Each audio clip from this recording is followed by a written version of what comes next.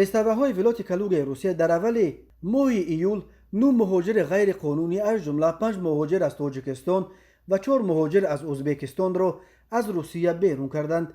ارتیوم زالوگین سخنگوی ریاست پرستاوه‌های ولایت کلوگ روسیه به خبرگزاری ریگنیوم گفت این 9 مهاجر بر اساس قرارهای دادگاه‌ها به سبب ویران کردن قاعده‌های مهاجرت و بدون پتنت مشغول شدن به فعالیت کاری محکوم به اخراج شده بودند.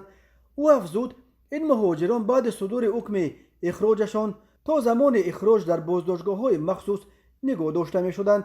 پرستاوه‌ها این 9 شهروند تاجیکستان و ازبکستان را به یکی از فرودگاه‌های شهر مسکو برده از آنجا به هواپیماهای راهی کشورهای زادگاهشان سوار کردند. هر کدام آنها برای 5 سال از حق ورود به روسیه محروم کردند، گفت ارتیوم زالوگین.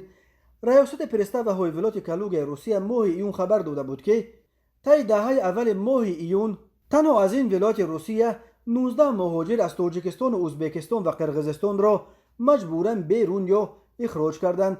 گفته میشد پرستاوه‌ها این 19 مهاجر را در 2 نوبت به فرودگاه‌های ونوکو و شهر مسکو برده از آنجا به هواپیماهای راهی کشورهای زادگاهشان سوار کردند. از این 19 نفر 11 نفرش زادگان تاجیکستان، 5 تن از ازبکستان و 3 نفر باقی مانده از قرقیزستان بودند. ریاست پرستاوه‌های ولایت کلوگ گفت همه این 19 مهاجر را برای 5 سال آینده از حق ورود به قلمرو روسیه محروم کردند.